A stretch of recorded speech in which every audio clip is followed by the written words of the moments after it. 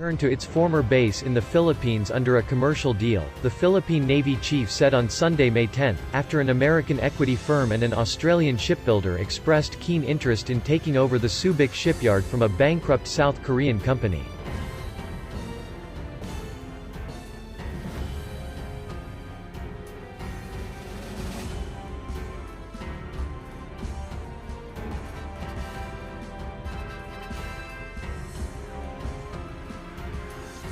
Vice Admiral Giovanni Bicordo said the two companies are in the final stages of negotiations with the Philippine government and several banks to take over the operations of Hanjin.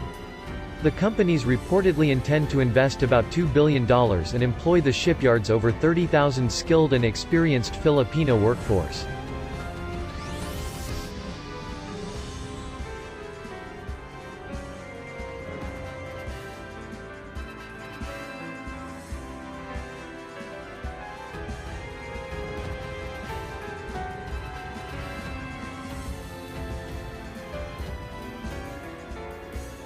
Australian shipbuilder Austal Limited has won a contract to deliver 6 offshore patrol vessels for the Philippines Navy, while U.S. private equity Cerberus will operate the other half of Hanjin's facility for ship repair.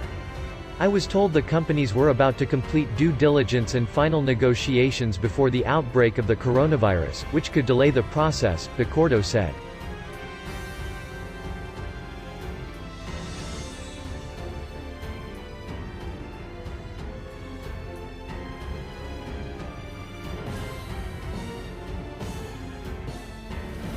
The Philippine Navy chief said it could take more than a year before the shipyard could become operational under the new owners because the facilities would be repurposed from producing huge civilian supertankers to warships. Bicordo said Cerberus is the mother company of Dyna Corporation, a large private contractor of the U.S. Navy, servicing U.S. warships and building facilities at naval bases.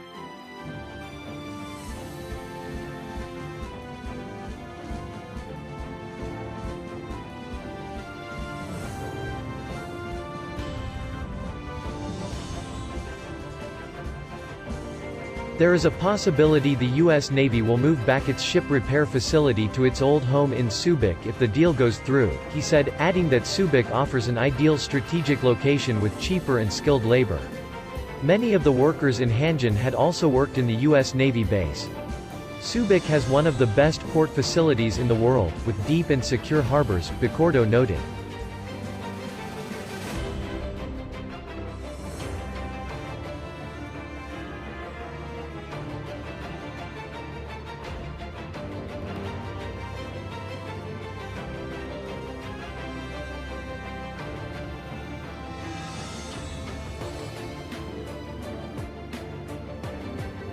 He said both the American and Australian companies would like the Philippine Navy to set up a naval base in Subic. We will have about 100 hectares to develop as a naval facility for ship repair, he said. The two companies, Bicordo said, are also interested in 2 small islands in Subic that Chinese companies had earlier planned to lease and convert into tourism areas. The Chinese companies had signed agreements in April 2019 during President Duterte's visit to China for the lease of 3 islands in the Philippines, but this was blocked by the Navy.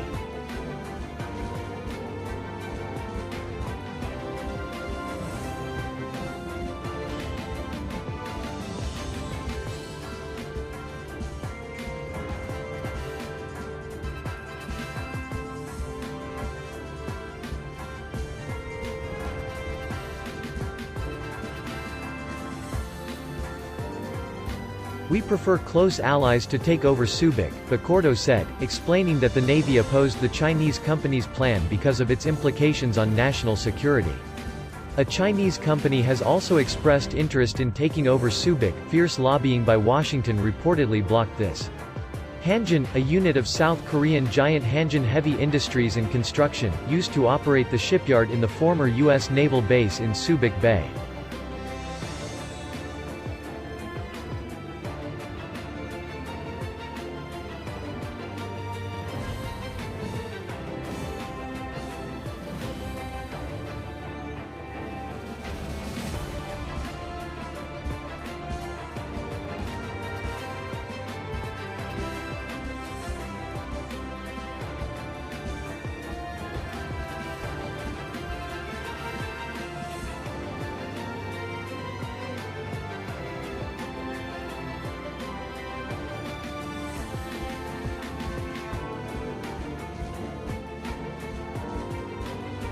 But Hanjin defaulted on $1.3 billion in loans last year.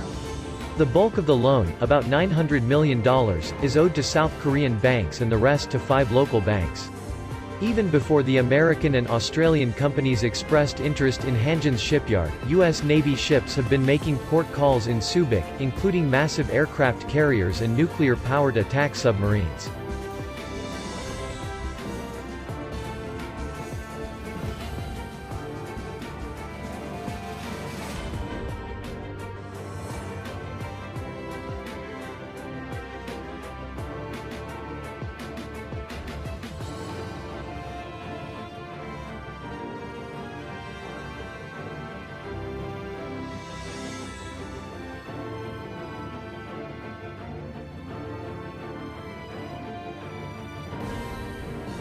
On average, 80 to 100 U.S. ships visit Subic every year. The return of ship repair facilities will increase traffic at the former U.S. naval base. Investors have expressed concern after the Philippines revoked the Visiting Forces Agreement (VFA), a key military accord allowing U.S. military presence in the country for exercises and training. But Philippine officials have assured Australian and American investors that the commercial deal would not be affected by the scrapping of the VFA.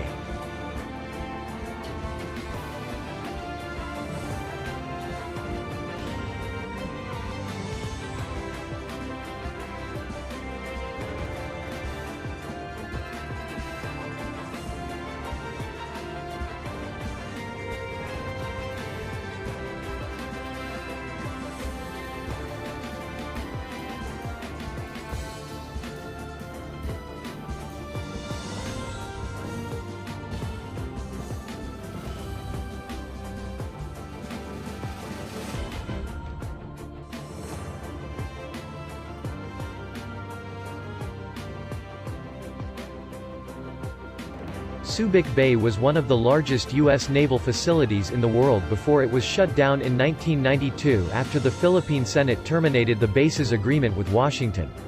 The Philippines converted the facility, which was never home to the Philippine military, into an economic zone.